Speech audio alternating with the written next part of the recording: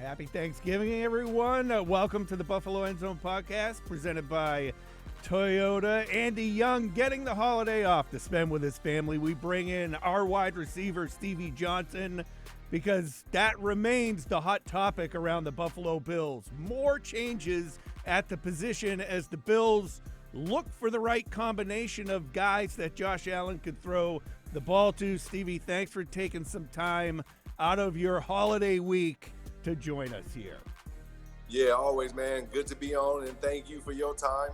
And let's dive into it. I know they want to talk about the receivers and trying to find the right connection, but it's not about the player and their skill set. It's about the connection in the locker room. The connection in the film room. That's what we're missing right now, Kev. And Brandin Cooks, he's a great talent, but will he be the guy to command the ball to help Josh Allen in his offense through the rest of the season? Stevie, if this was something maybe, 5 years ago or so, Cooks coming on to the Bills would have been major news to go along with who the Bills have at this time. He's a veteran now. He's been in the league for more than just a few years. Got a chance to speak to him after practice. He was out there for practice. And he seems like he might be on a mission that some people are saying he's over the hill at this point.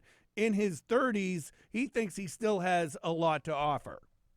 Oh, yeah, definitely. Definitely does have a lot to offer. If you're still playing right now and you're healthy, yeah, you definitely got a lot to offer. And that's the whole thing, though, for me. I'm not concerned with does he have a lot to offer, because it don't take much to run a 6-yard hitch or a 5-yard hitch, a 10-yard hitch, a 3-yard slant, to help out this offense. I'm not necessarily concerned with the deep post corners and all that. It's the little things, the little plays that's going to help get those chunk plays. And Cooks is able, and I believe our staff is taking chances. Yeah, we would have loved this 5 years ago, but they are still taking chances to try to bring guys in. But we'll see if it's a difference, because he does the same things that Elijah Moore essentially can and was able to do. Yeah, and Elijah Moore moved on, and Cook's wearing 18, so it's hard to even tell the difference, Stevie, at practice, because they both had the same number on. And actually, Cooks was returning a few kicks at the beginning of practice, which I don't think I've ever seen him return a punt or a kick in his entire time in the NFL with all the teams that he's been on. But he said if that's what they need him to do at some point, he's willing to do it. And so, again, you talk about a leader, some guy brought into the team to maybe help get these guys more on the same page. It seems like Cooks really fits that bill. Yeah, that's pretty mind-boggling right there. If they're telling him to come in and return kicks, and he's never returned kicks, and he said, if this is what they want me to do, then I'll do it. Okay, yeah, he's a great guy, great company guy, ready to do. But that's not what we need here. We need the guy to say, hey, Coach, I didn't come here to return kicks, to be honest. I never even returned a kick, but let me check out the film, and I'll see where I can fit in here with Josh. Matter of fact, where is Josh? Let's watch some film together. That's what we need. Who knows what's exactly being spoken on, but that is the type of receiver that we need right now if we're not going to force feed our young guy and Keon Colman to be that person. When I say force feed, that's probably kind of a harsh word to say it, but I would say overly groom him into being that person. Yeah. All right, we're going to get into Keon in just a little bit, but more on Cooks right now. Allen did say Cooks dove right into the playbook and basically has it down. Talked very highly of his leadership. He's a veteran guy and how he can mentor some of these younger guys into becoming more of leaders themselves moving forward. So it looks like he's the right fit. And also, Stevie, one of the things we've been talking about throughout the season is receivers not getting open fast enough for a quick play, which Brandin Cooks, maybe he's not flying down the field anymore, but he still shows that ability that you would know, not the fastest guy in the world, but if you run your route right, you can get open and get those yards. Yeah, for sure. So, Kev, like the plays are taking so long to develop.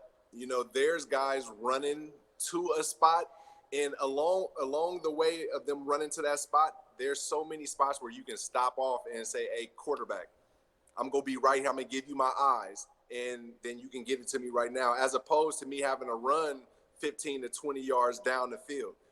That's what we're missing. We're missing that type of player that's going to say that, that's going to help Josh out so that they don't say the guys aren't getting open fast enough.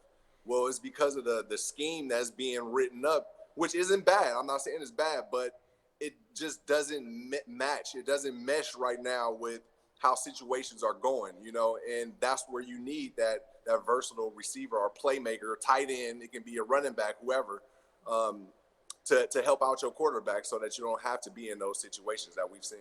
It should be interesting to see how quickly he comes in. Now this comes after, we'll go through the previous 2 games, Stevie, where they had a group of wide receivers out there that put up numbers, including Shavers, who led all wide receivers and had that big touchdown. Then he was kind of quiet the next week. So the season has gone up and down, and so has the Bills' passing game, looking for that group of guys that they can put out there that will bring success. That brings me to Keon Colman now. Disciplinary sat for the Buccaneers game, and then according to Coach McDermott, short work week, they were just going to run with the same guys. So Keon has now missed 2 games in a row. We'll see what happens coming up this week at the Steelers. Head coach Sean McDermott, not what's the word I'm looking for? Basically playing it cautiously, saying we'll see how the week goes. Man, you got to play him. You got to continue to play him right now. Put him in all the fire that he can be while you can and while you got him young. That's what we need from a guy that we want to be the playmaker. You got to let him go through his adversity, whether it's on the field or off the field. Don't bench him in an entire game. We seen CeeDee Lamb and George Pickens do whatever they was doing. Who knows what it was? Partying late, came in, and CeeDee Lamb got a C on his chest. The coach didn't try to keep them two out the entire game. First quarter, sit down, get fueled up, and come in and be dogs for me. That's the support we need for Keon. They talking about bringing in Brandin Cooks to be the leader and the veteran, but I thought you had that in Gabe Davis. So, I don't want to hear that. I want to see guys step out and command a rock and help out Josh Allen, and that's going to be the difference maker in his offense, Kevin. You bring up Gabe Davis, practice squad guy, has 2 call-ups already, 1 more, and then the Bills would have to make a decision or hold him out until the playoffs. So part of me is thinking maybe they go without Gabe Davis this week and see how the offense looks with Keon back out there and now with Brandin Cooks out there. And again, here we are at another point in the season where they're like, okay, let's try this because what we had that worked 2 weeks ago didn't work last week. Yeah, and because it didn't work is because it's not like Tyrell Shavers was out there routing people in, commanding the ball, getting it. It was all off of scramble plays or unintended passes, something over the middle when he got some yak. Keep giving him that type of stuff then. That's why he didn't get nothing afterwards, because like people are expecting Brady to scheme it up for him, but that never was the plan from the beginning. To scheme up something for Shavers is to scheme up stuff for others. And if you're open on the backside, whether you're a Gabe Davis, Keon Colman, or a Tyrell Shavers like he was, be ready for your opportunity. And he was ready for it. So it didn't surprise me that Ty Shavers didn't get much afterwards. It was, for him to get that was a blessing, and that just shows that he's got the playmaking ability. They all have the playmaking ability, but you just got to give them more clips so that they can keep shooting off and showing what they have, Kev. Yeah, and we're going to see how this goes because at this point, Wednesday, with the game against the Steelers coming up Sunday at 4:25, Curtis Samuel still not practicing, dealing with injury. Dalton Kincaid still not practicing, dealing with injury. You tell me on a Wednesday when you're looking at not practicing after an extended break, does that probably not look promising that either of those guys would even be available come this weekend? Yeah, that's a good point and good call on that. But we'll have to see on Friday, tomorrow we might see some movement out of Kincaid. If he's out there, that's a good sign that he will play. If he's not out there by Friday, then that may be concerned. That's usually how the work weeks go. Only person I've seen that was able to not practice the entire week and then still suit up, it was Terrell Owens. So, I thought you were going to say you. no. I mean, I could have done that, but I was so humble to where I wanted to go to practice. I didn't even want to sit out. But yeah, T.O. came in. He had that seniority to not go to whatever he wanted to and still know that he's going to be suiting up and playing. All things as they are, what do you think would be the right grouping for pass catchers coming up for this game? Again, I want to see them get Keon out there, and I want to see, Khalil. How do we got Shakir? Yep. Who do we have? Cooks. Cooks will be there. I think Cooks gets in right away. I think him being a veteran, him having played with quarterbacks like Tom Brady and Drew Brees, and Cooks talking very highly about adding Josh Allen to the list of great quarterbacks he's played with. I think it's a go right away. Yeah, hopefully it is, because if it's not, then he's just going to be another jersey number out there. So if he's able to come in and have his presence felt, get those 6-7 catches, that'll carry him into at least at least into the Patriot game, and we'll see how the following week go after the Pittsburgh Steelers. If Cook's name warranted enough attention for Josh to, feed him those targets and him become that difference to open it up for everybody else. Because of this, Kev, when Stephon Diggs was here and he was commanding that attention, everybody else had to eat because they was double teaming that one guy. Mm-hmm. So we'll see what happens if we can get Cooks the ball, or maybe it's just keep getting it to Khalil and Khalil get double teamed, then you get it to Cook. That's where the coaching has to come in with Brady to know how to mix it up and win and what situations to do that with. Yeah, this should be interesting. Again, the game coming up on Sunday. Wanted to say Thursday, but we've passed all that at this point. We're going to take a quick break, come right back, and get into a look at this Bills offense going up against the Steelers defense. This is the Buffalo End Zone Podcast.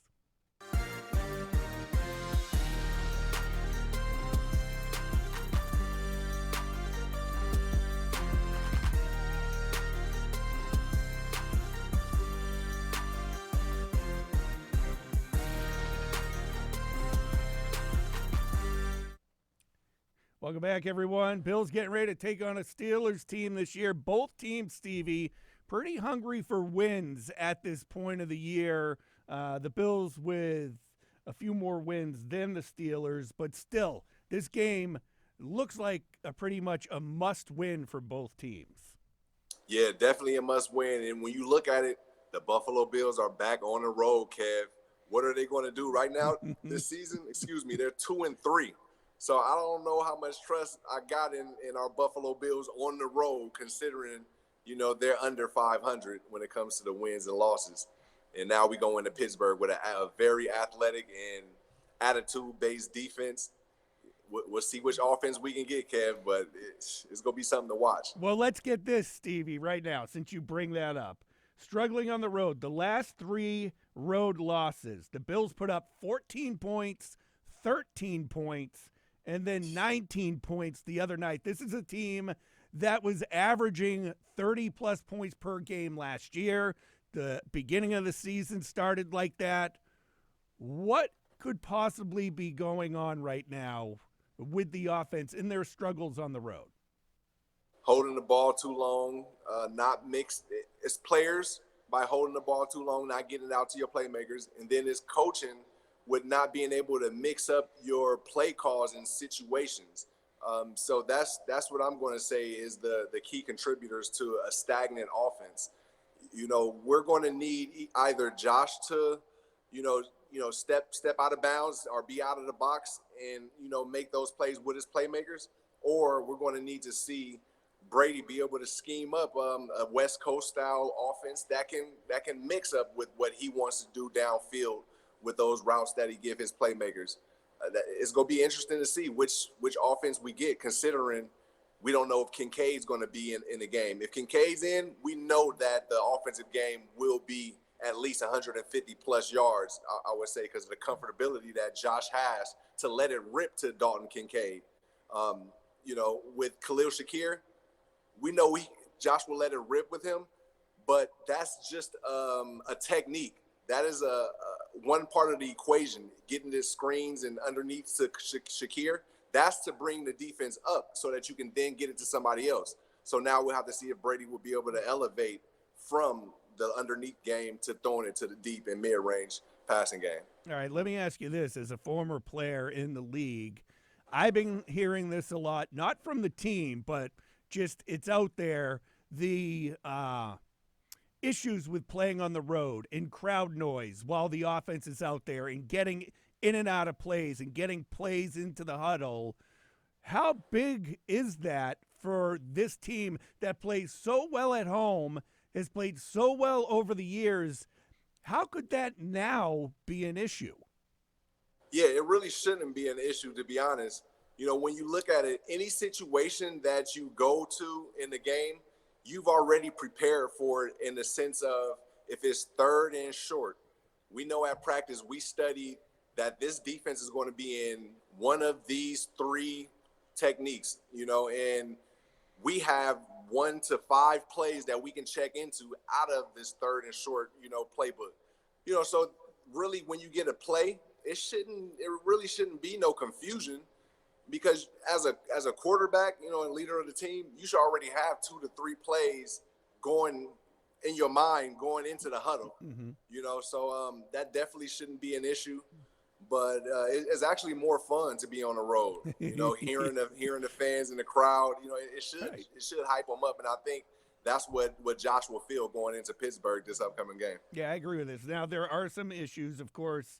You have T.J. Watt and a tough Steelers pass rush, and it's a possibility the Bills will be down Deion Dawkins and Spencer Brown, Stevie, for this game. So you have backups coming in. You have a tough pass rush. You have a game where Josh Allen was sacked 8 times, right? That yes. You're coming off that game and you're short guys on the offensive line now. That's pretty scary looking if you're a Bills fan and this is such a must win. Yeah, what a time to be a backup right now if you're a Buffalo Bills offensive lineman. Considering that the Buffalo Bills O-line was one of the most disciplined and protective lines in the league, last year, not giving up many sacks to what they've turned into now, as far as trying to press the issue and offsides, penalties, things like that. So you got those guys that's coming in, they got to think like how I was. I wasn't a starter, but once somebody went out, I knew I had opportunity to get in. So they should be loving this right now. It's time to get your name known and put back on for that offensive line unit that the world has come to know as one of the best for Josh Allen. Yeah, I know. Even before the injuries, they looked like they were struggling a bit. But, I mean, it's the NFL. As any team can win any given Sunday. I get it. The ground game has been hit or miss lately after being so hot early in the season. This might be a game where they may have to lean on James Cook in that ground game. Yeah, that's not bad either. We say hit or miss, and I know it's loosely because we haven't seen 153 touchdowns out of James Cook, but steadily he's getting up there in the 60s plus 80 yards per game. The only issue was the turnovers. That's what hurt us in Miami, and it also hurt us in Houston, I would say, considering it wasn't a fumble, but it was a turnover from Khalil after catching the pass. So let's say we don't have those turnovers, the 2 from Miami, maybe, we can pull that one out. Maybe we can pull out, a few other of the losses that we had. So it just comes down to that, utilizing your guys in James Cook because he hasn't showed to be an issue.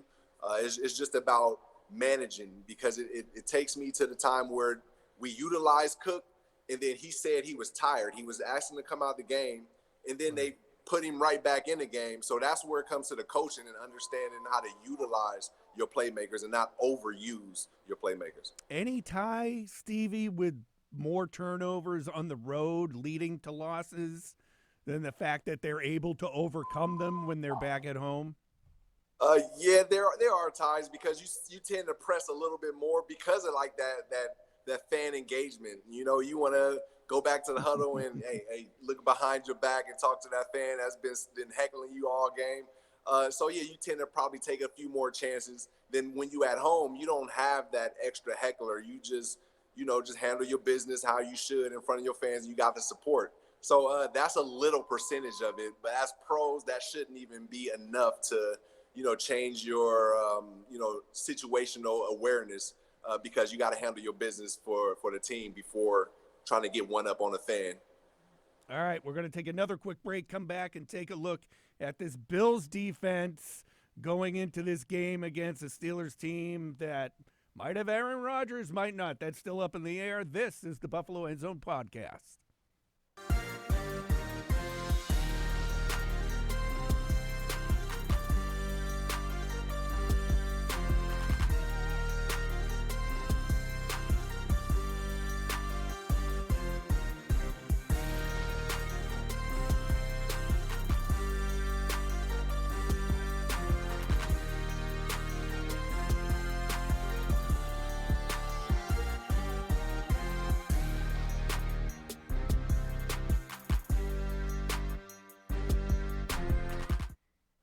All right, welcome back, everyone. Bills at Steelers this coming Sunday. Question remains, when the teams take the field, who will be at quarterback? Will it be Aaron Rodgers or will it be Mason Rudolph? Rodgers dealing with a broken left wrist, so not his throwing hand.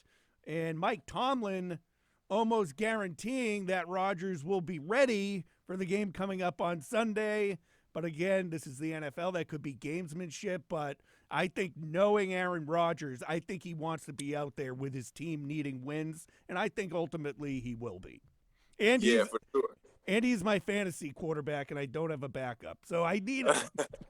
Yeah, hey, for real, we need you, Aaron. Plus, this is what we want to see. We want to see Aaron Rodgers versus Josh Allen in situations where both teams need victories. Aaron Rodgers can defend his throne at home. Josh Allen coming off of a loss, and he can go ahead and take all that momentum and energy. This is what we came to see, and I don't believe Aaron Rodgers will be out, considering this is non-throwing arm. But with that being said, with Rodgers being 40, 41 years old, I believe he's 41 right now. He's a seasoned veteran. If the Buffalo Bills come out and they don't pressure or blitz and they play soft, he's going to look at that defense like routes versus air. And it's going to be a long day for our Bills. So I want to see a lot of pressure. Even though he's got that broken left wrist, you apply pressure, he might get the ball out faster than he wants to because he don't want to get hit. So we'll see how our defense come to play, Kevin. And I think that's kind of how they have to go. I mean, okay, so you look at the weapons that he has throwing to. DK Metcalf, Stevie, seems like the guy getting all the passes when Aaron Rodgers is out there. Don't see a ton of other wide receivers making big plays for this team. Yeah, he does a lot of short passes underneath, and he goes to his tight ends a lot. And not to say that the tight ends get a lot of yards, but most of his targets go underneath or to a back, and then you would see him pop open a few over the middle and intermediate route to DK. And DK being an athlete, he might go get something deep. Boy, that would have been a good pickup if we could have got DK. I thought about that. I so wanted that, Stevie. Yeah, it just made so much sense to get him and to think of the possibilities that could have happened. But alas, it did not happen. Hey, look, if we can get the win this upcoming week and dominate them and let our defense do what they need to shut DK down, that might be an option this coming off season, considering how teams play out. So yeah, it can still be a possibility. But, our defense is going to have to definitely step up and shut that offense down so that Aaron Rodgers don't get loose and control that game. One of the things that we've noticed throughout the season up to this point, Stevie, is defensive adjustments after halftime. And Bobby Babich, the D coordinator, has said the goal is to be able to do those adjustments more in the first half, so they're not already down and facing an uphill battle, that they get it done earlier rather than later. But, I mean, you look at some of these games, even in the losses, what the Bills' defense was able to do against the Texans, against the Falcons, against the Dolphins. They come out in the second half, and they were able to. The thing with the Dolphins is it was just too little, too late, and then the defense kind of wore down because the offense wasn't doing anything at all in the game, and I think that caught up with them. But it's been something that has improved as the season's gone on. Yeah, man, it's tough because as good as the defense has been playing, flying around and filling gaps and being on their responsibility, all it takes is one play here and there for a big gain to rip off, and you accumulate stats in between the game, and then it looks bad, And I bring that up because like you said, the first half it seems like the guys get gashed on defense. But then you look at the play of them getting gashed, and it's like, oh, if he only pushed a little bit harder, that would have closed that gap just a little bit. And Bijan doesn't go that far, or Achane doesn't make that big run. It wasn't pure domination like last season where we saw the Baltimore Ravens just completely manhandle all the way up until 10 yards down the field. So it's tough, and I love the fact that our defense never had their head down, never lost faith. It's good to hear Babbage is acknowledging that the adjustments need to be made earlier, and we see, and we can believe in that because we've seen the guys make those adjustments in the second half. So I'm looking forward to watching our defense play against these Steelers. Also better at getting off the field on third down. We're going to take another quick break. Plus, we're going to get your game day forecast for the Pittsburgh area. This is the Buffalo End Zone Podcast.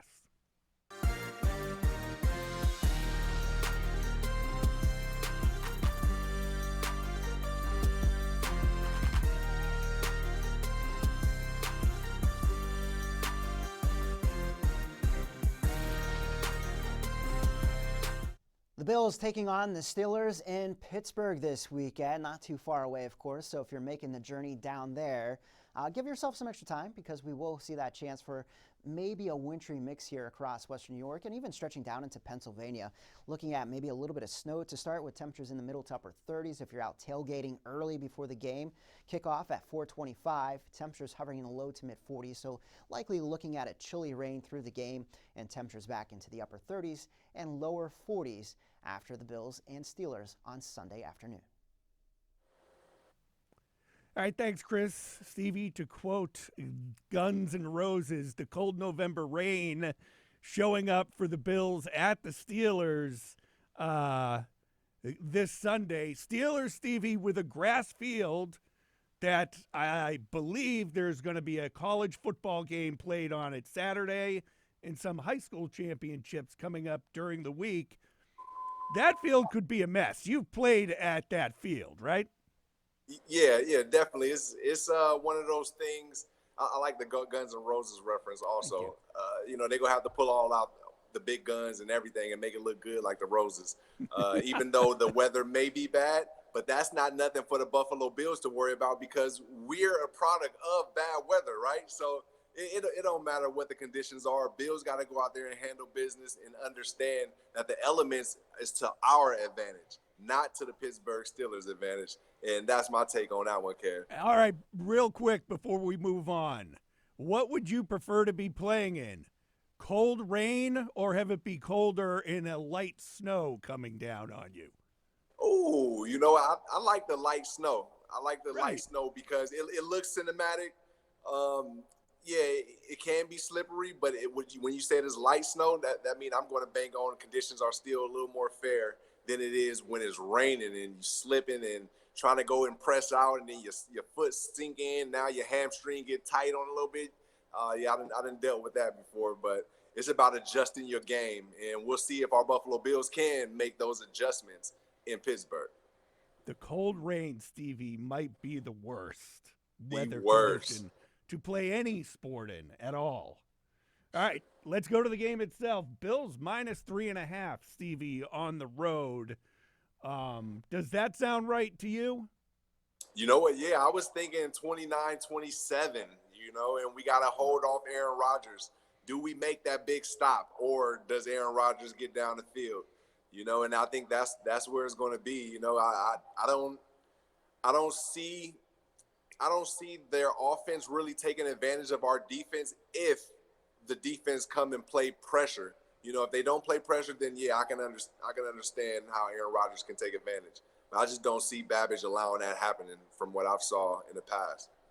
Over under 47.5. So going off your score, let's see, 24. Yeah, I'm going over. Yeah, you're Yeah. going over. Yeah, It's yeah, just it's scary to me, Stevie. I'm not really a gambling guy, but all this stuff's out there now that with the Bills only able to put up points in the teens the previous 3 road games, I'm not overly confident that the Bills can hang, but maybe like we've been talking about, things turn around. Matter of fact, Kev, you're right though. Like when I heard you saying this, I was like, you know what? Maybe I need to fall back on my 29 points per game every time. And now you bring it up again, so I was like, oh yeah, I knew I was gonna say something different. Maybe, but still, I already threw it out there and said 29. So I'm gonna ride with that again. And if it don't work, then I'm listening to you for all my betting tips, Kev. Yeah, I tried to get my dad to do it. He keeps going against what I recommend he does when he watches the podcast. So Gotta listen to you, Kev. He's probably not the only one. I'm gonna go against the grain here and looking at something like a Bills 31-27 win. I think they get back over 30, and I think James Cook plays a decent James Cook and Brandin Cooks. So it'll be cooking on Saturday or on Sunday, if you ask me. Absolutely. Hey, I didn't even put that together, dude. You so good. So good. Definitely gonna be cooking. Hopefully, cook. Yeah, I like that. I like the sound of that. Hope so. Okay, Stevie, we're gonna take another quick break, and then we'll take a look around some of the other storylines in the NFL. This is the Buffalo End Zone Podcast.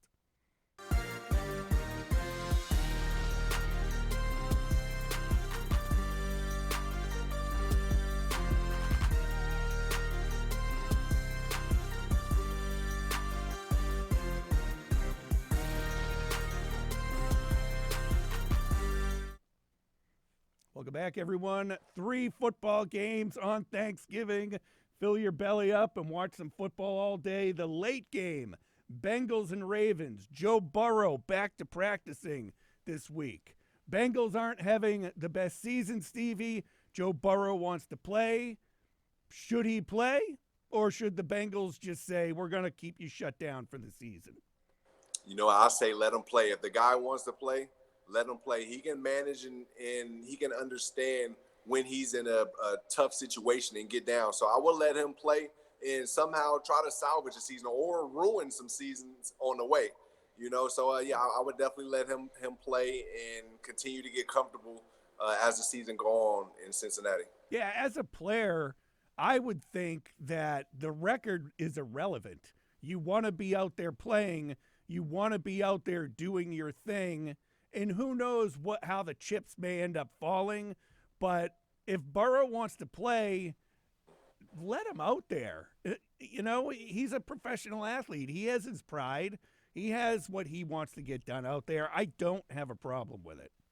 Yeah, same. It's not the same as like a Jaden Daniels when they're losing by 34. There's no comeback and they're calling run plays and then he get injured.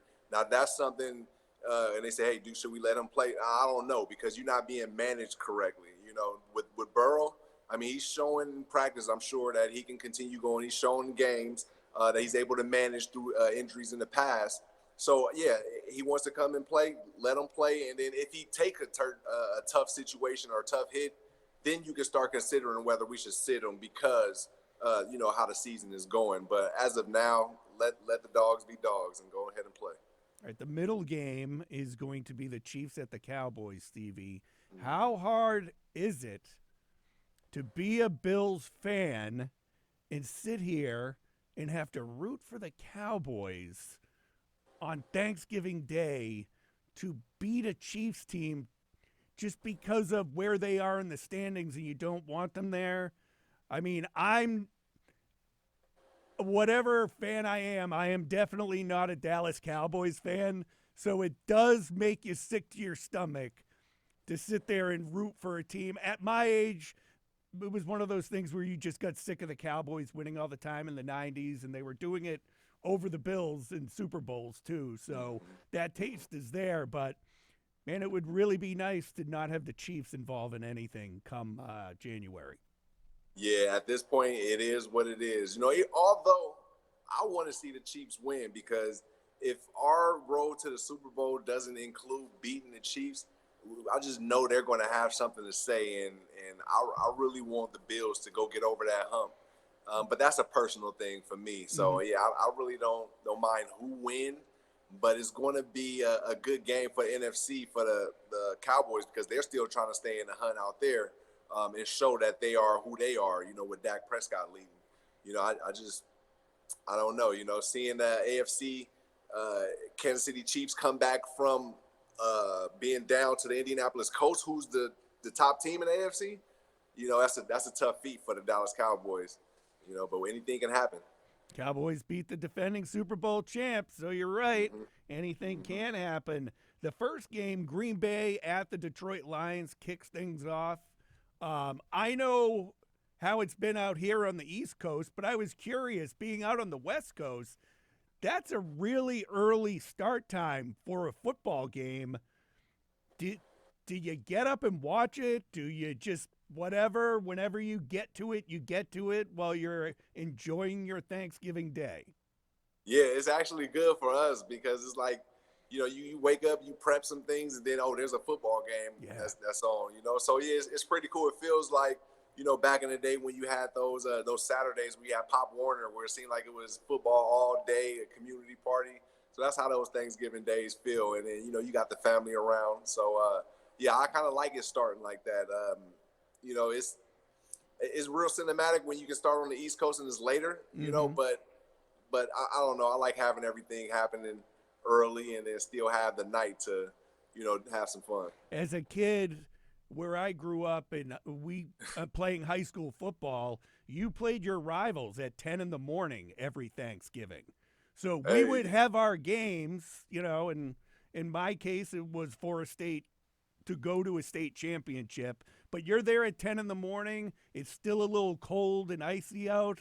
It's football. It's Thanksgiving. It's fun. And then you're home, and then you get to watch. It was only 2 football games back then. So football and Thanksgiving, they just go so well together, Yeah, absolutely. And that's the cinematic part of it, being able to do all of those, the turkey bowls, meeting up early in the morning and knowing you don't have to rush back, in the West Coast. Yeah, you wake up and you prepping, and in the game, they already warming up now, So, yeah, we don't really have time for the turkey bowl unless you're setting up a screen. We usually set up a projector somewhere if we was to go to a park and have like some volleyball matchups, football. We had it all. We was playing all basketball. We do like the whole rally of sports, And then, yeah, absolutely. I play hockey now every Thanksgiving morning. So, all right, we're going to take a quick break. We'll do a little 3 and out and then move on to the weekend. This is the Buffalo End Zone Podcast.